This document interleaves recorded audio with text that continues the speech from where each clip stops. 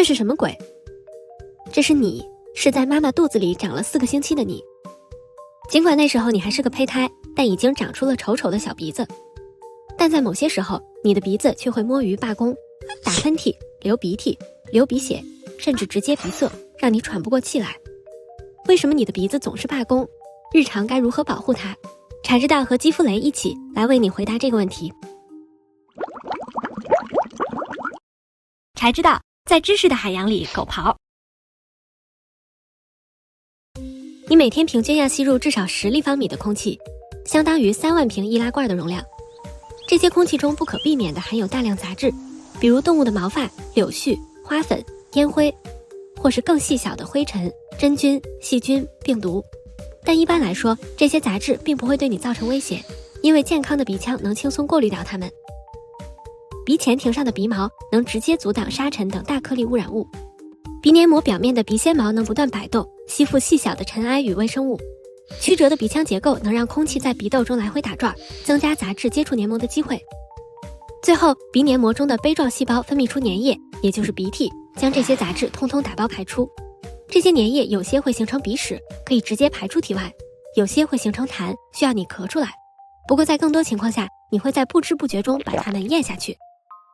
交由消化系统统一解决。作为一款迭代了上千万年、经过大自然严格检验的器官，鼻子的责任是确保你呼吸到温度、湿度合适而且干净的空气。正常情况下，呼吸过程由脑干的呼吸中枢负责，全程自动化。而你的下丘脑能够通过控制鼻甲局部充血，让2个鼻腔通道轮流开启闭合，这样一个鼻孔在努力工作时，另一个鼻孔就能适当休息，交替轮岗。这种现象被称为鼻周期。鼻子的工作基本都像这样，在潜移默化中完成，所以你平时可能压根儿没在乎过它，只有当鼻子出问题的时候，你才能意识到它的重要性。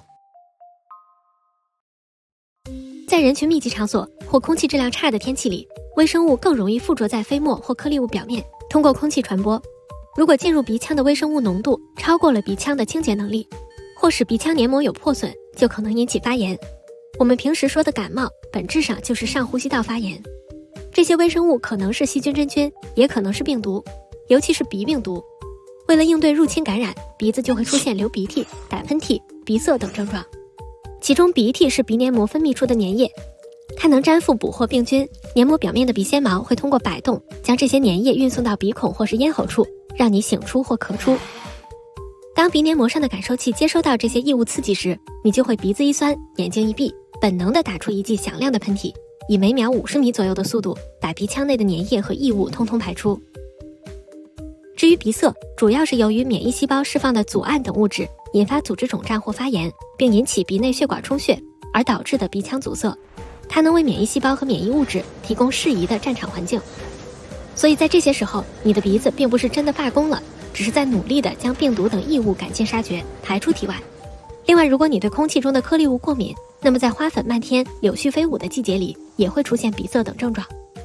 在症状严重时，堵塞的鼻腔甚至会让你无法吸入足够的氧气，只能用嘴呼吸。问题是，用嘴吸入的空气没有经过鼻腔的过滤清洁，长期下来不仅会让人喉咙干涩，还可能导致咽炎甚至肺部感染，引发更多的健康问题。另外，如果空气过分干燥，也可能引发鼻腔问题。比如在冬天，干冷的空气会让鼻腔靠近外侧的黏膜变得干燥、脆弱。这时候如果用手抠鼻子或者用力擤鼻涕，就很容易损坏黏膜层，造成前鼻出血。这些鼻血主要来自鼻中隔附近的血管，因为血管数量多，所以一旦出血，往往会流个不停。